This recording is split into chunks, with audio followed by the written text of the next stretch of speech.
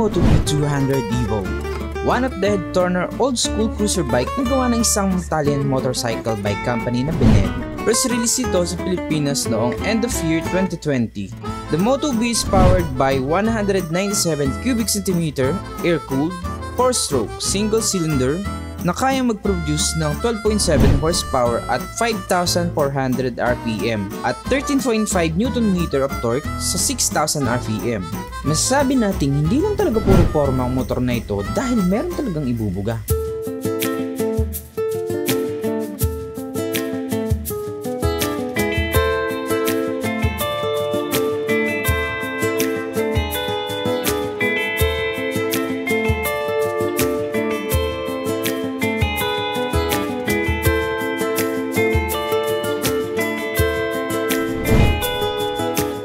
Ang Benelli Moto B ay equipped ng 5-speed manual tranny, wheelbase at 1440mm, ground clearance 150mm na sakto sa gaya ko na hindi binihiyaan ng tangkad.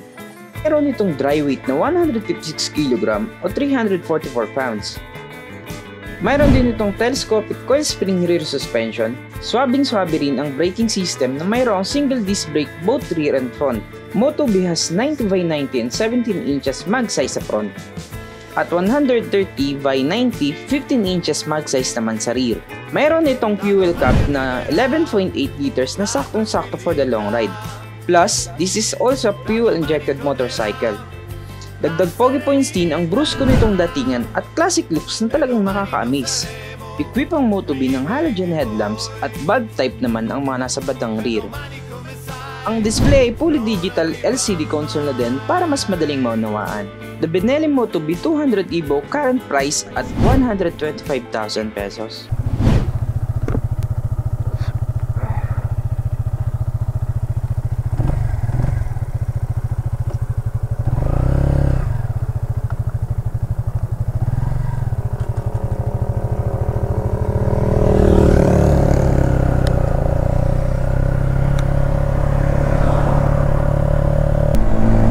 Stability, control, power. Okay naman siya. Comfort kasi cruiser bike. So expected mo talaga na masarap ito i-drive. Kumbaga nakapang lolong position ka dito. Pagdating sa banking, try din natin sa banking. Angas oh.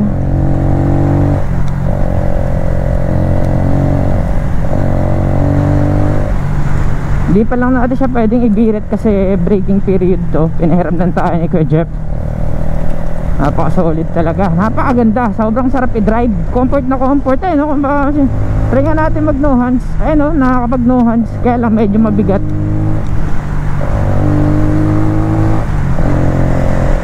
Ito lang talaga oh. Ito yung masama dito. Kumapay-pay itong accessories. Bali pag binili mo siya, hindi naman to kasama. Aftermarket na yun, binili na nung may-ari ito. Ayan. Sobrang sarap pagdating sa comfort. Talagang tsaka yung tunog. This is 200cc na motorcycle. Hanggang 5th gear yan, 5th gear. Ayun o, nakakapag no hands ako.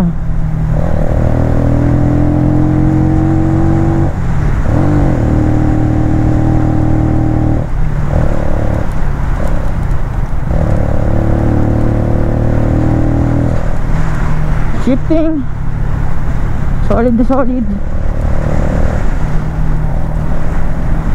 Bagay na bagay ito lalo kapag naka ka na helmet, classic helmet. This one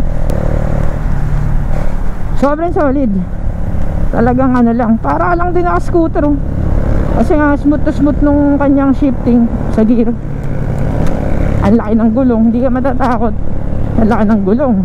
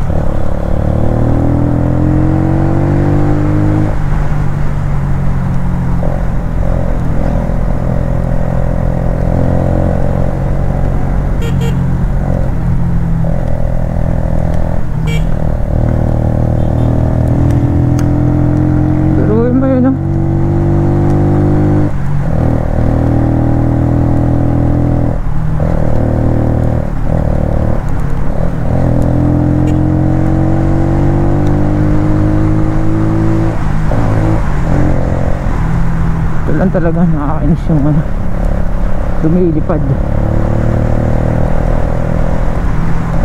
Napakasa mga twisties mga kasi.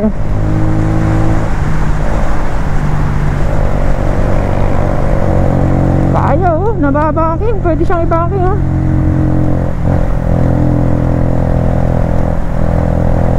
To, Dakar buds to. Tatry natin i-banking.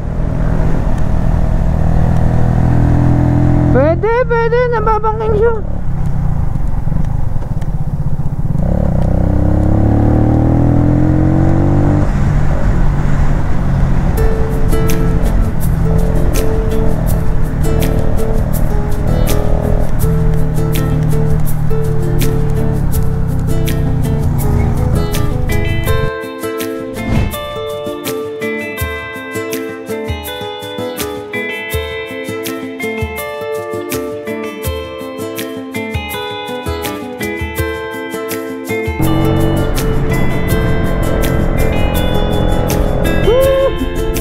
Kailangan dito classic helmet, hindi dito.